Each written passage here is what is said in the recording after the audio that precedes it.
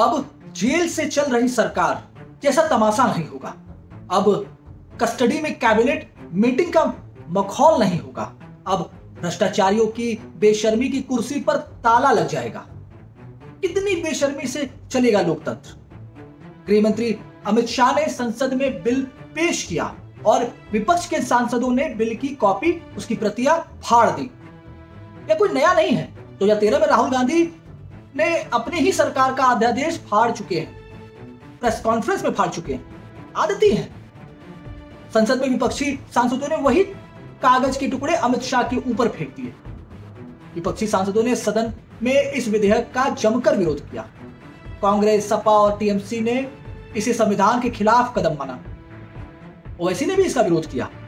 संविधान का क्या विरोध है इस बिल में, उससे पहले समझते हैं कि क्या है इस बिल में, क्यों विरोध हो रहा है इस बिल का इतना, और वो भी विपक्ष के द्वारा। कोई भी व्यक्ति गिरफ्तार होकर जेल से प्रधानमंत्री, मुख्यमंत्री, केंद्र या राज्य सरकार में मंत्री के रूप में शासन नहीं चला सकता। ये पहली बात। दूसरी बात, संविधान जब बना तब हमारे संविधान निर्माताओं ने यह कल्पना नहीं की थी कि भविष्य में ऐसी राजनीतिक व्यक्ति भी आएंगे जो अरेस्ट होने से पहले नैतिक मूल्यों पर इस्तीफा नहीं देंगे।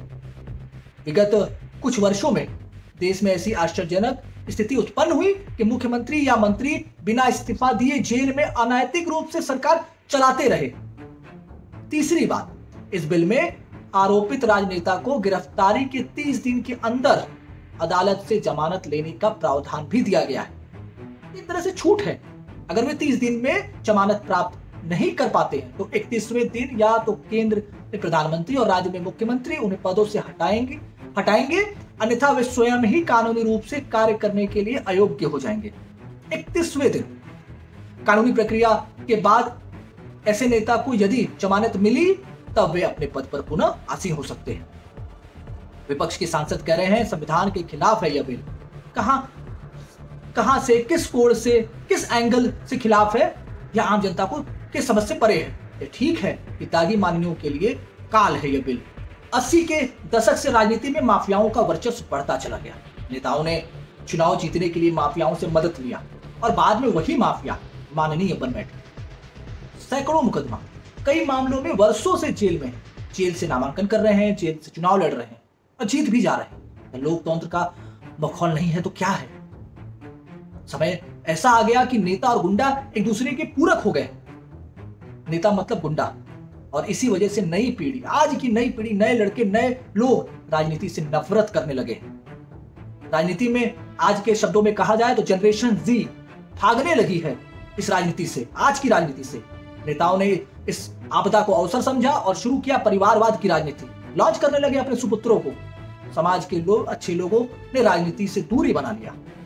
विश्वविद्यालयों के कार्यक्रम में माननीयों के भाषण को सुनिए आप। राजनीतिक शुचिता, भ्रष्टाचार पर लगाम और ज्ञान बिखेरते मिल जाएंगे। लच्छेदार भाषण सुनने को मिलेगी, आप उनसे सुनिए मंचों से, लेकिन सदन में पहुंचते ही इस पर अछूत हो जाते हैं। 2024 लोकसभा चुनाव के दौरान पूरा विपक्ष संविधान बचाओ चिल्ला रहे थे। लोकतंत्र के मजबूत होने की बारी आई तो भाग खड़े हुए। इन्हें लोकतंत्र के मंदिर में माफिया चाहिए, गुंडा चाहिए, कहिए कानून और संविधान की धज्जियां उड़ाने वाला गुंडा। अमित शाह ने संविधान के लूप होल को पकड़ा, समझा और जोरदार हथौड़ा मारा। यह 130वां संविधान संशोधन ने विपक्ष की नींद उड़ा रखी है। ज्यादातर वही लोग उनके पार्टी में भरे पड़े। भारतीय लोकतंत्र की सबसे बड़ी विडंबना यही रही है कि भ्रष्टाचार अपराध में फंसे नेताओं को कुर्सी पर बैठे बैठे जेल यात्रा करने की छूट संविधान के लूप होल्स ने दे रखी थी। प्रधानमंत्री, मुख्यमंत्री और मंत्री के चाहे जेल में हो, पुलिस कस्टडी में हो या अदालत से बेल पाने में नाकाम हो, फिर भी कुर्सी और सत्ता की मलाई चाटते रहे। केजरीवाल अभी तत्कालिक इसके बड़े उदाहरण रहे, पर अब और नहीं। सरकार का यह कदम विपक्ष की उन सभी पार्टियों पर सीधा प्रहार है जिनके कई नेता चार्जशीटेड, अरेस्टेड और बेललेस होकर भी पार्टी और सत्ता की मलाई काटते थे। आजादी के 79 साल बाद, 79 ईयर बाद भारत पहली बार देखेगा कि सत्ता अपराधियों से ऊपर है। कुर्सी संविधान और जनता की है, किसी तिजोरी या जेल की नहीं। अब देश की जनता को यह तय करना पड़ेगा कि क्या जेल में रहकर किसी मंत्री, मुख्यमंत्री या प्रधानमंत्री द्वारा सरकार चलाना उचित है